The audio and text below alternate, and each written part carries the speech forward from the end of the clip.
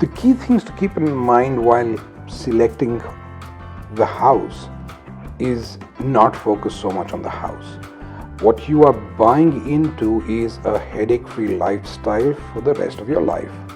And therefore what you need to ask yourself is, why am I leaving my current house, which I'm so happy in, to move into a community? What are my needs?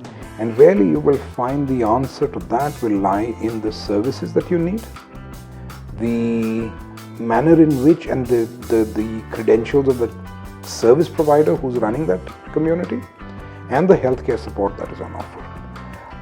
So it's really the services and healthcare spectrum that should be your primary focus, because that's why you're moving. On the product side, of course, you should look at how comfortable the home is and how user-friendly it is. But you've got so much experience in buying homes already that you know how to do that. But more importantly, have a look at how the community is laid out. What all spaces have been created to allow for social interaction, and how it's been designed to make it and keep it accessible to you and usable to you at 55 and 95, right? So that's focus on the services, the reputation and credibility of the service provider, the healthcare support on offer. Again, the healthcare support that you may need at 55 and the healthcare support you need at 95. They should be able to offer the entire range. And thereafter, focus on the design of the community and whether it lends itself to social interaction, whether it lends itself and is designed to be accessible forever. Well, I mean, the benefit of buying a second home earlier than normal, or a second home in a senior living community instead of in a regular mixed family community, would be in the terms of you're being able to avail a loan.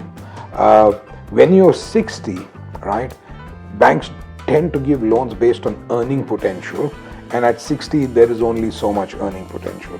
What we found with our residents is that 98% of them don't take loans. The loans are normally taken if the home is being bought by, or bought in the name of the child, right? But the seniors themselves who are buying their homes for their own use, 99% of them never take or need a home. They're normally selling an asset and using the monies from there, plus avoiding capital gains by putting it into this one. The second reason why I'm not a big recommender of people who are not going to use the home that they are buying in a senior living community for 10-15 years is for two reasons. Number one, in 15 years there'll be other models available, right? Your tastes would have changed, and therefore why should you not spend the next 30 years of your life in a home which is current on the day that you move in rather than which is 15 years old. So that's the second reason why I don't recommend it. The third thing is there are things that you want to do at 40, 45, like play squash, like play basketball, which we do not design into a senior living community, because squash is great as a sport and as an exercise, but it's not so good on your knees. So we don't do that. That having been said, there is another hidden reason why I believe you should look at a senior living community at 55. Because the way the day is designed, the way the day's activities are designed, you will remain active that you don't need hip replacements and knee replacements. It's when you come in at 75, having lived a lifestyle which involved you, a television and a remote, right, that you get into these situations of knee replacement and hip replacement and so on and so forth. So in fact, there is data to support that people who move in at 55 don't need knee replacements. People who move in at 75 either come with one or will need one. Yeah, so to that, because to that extent it's a real estate purchase, it does mirror very much a construction link payment plan, etc. What we do try and be is a lot more flexible, and rather than link it to constructions, we are also known to link it to when your FDs are maturing rather than when the tiling is complete. So things like that we are happy to customize for our future residents, but otherwise it's very much the same, where it is linked to the progress of the project. How many times have you escorted your parents or your grandparents into an elevator and held your hand out to keep the doors open? Every time, because the doors are designed to shut based on the speed of a 25-year-old. A 65-year-old moves a little slower. Our doors in our communities stay open longer to allow for that to happen. How many times have you had the lights go off and the elevator comes and stops at a particular floor and the doors open so you can come out, right? Standard across all projects, even the most expensive ones. But imagine your 85-year-old mother getting into the elevator on the ground floor, wanting to go to her home on the 7th floor, and the power goes off and the doors open on the 4th floor. What does your mother do on the 4th floor? Right? She'll get confused, where is she, etc. Right? So we will always put a UPS backup to our elevators so that even if the power goes, number one, there's no jerk, right?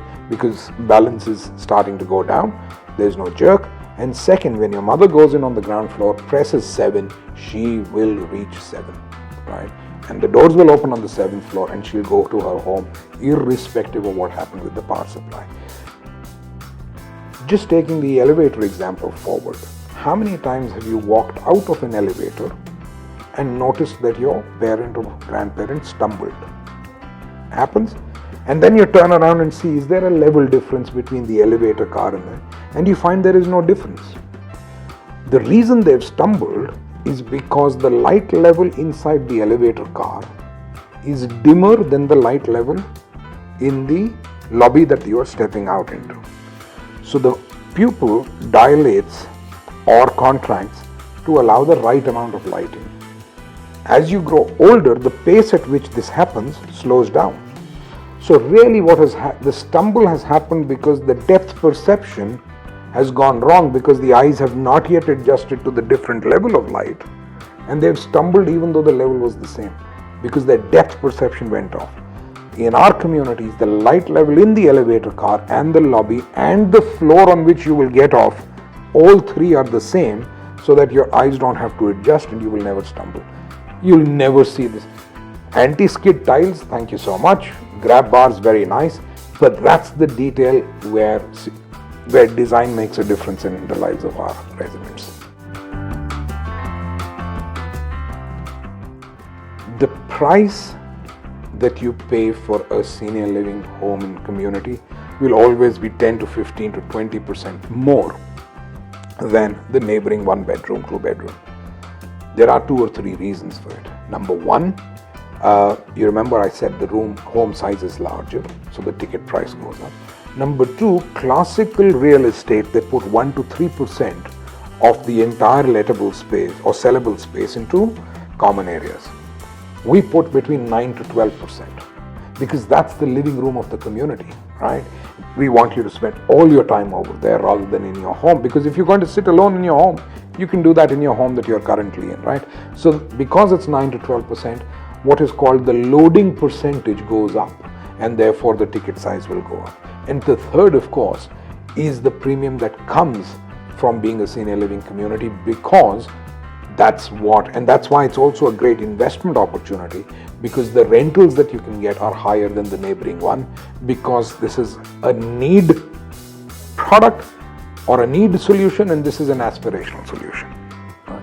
And you always pay more for what you need rather than what you want or desire. Well, now again, I will address it to both the seniors and their children. To the seniors, I said, make the best decision of your life. Get out of the home that you're living in and depending on 12 other people to make life comfortable. Come to a senior living community, whether with Columbia Pacific or anybody else. Come to a senior living community and live life king size. That's the address to the seniors. To the children, my message is, help your parents make this decision, right?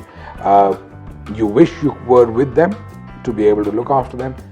They wish you never to have to worry about them. both of you in your heart of hearts want the same thing. So do the right thing by your parents, do the right thing by yourself, and encourage them to make this decision so that they can live worry-free and you can live guilt-free.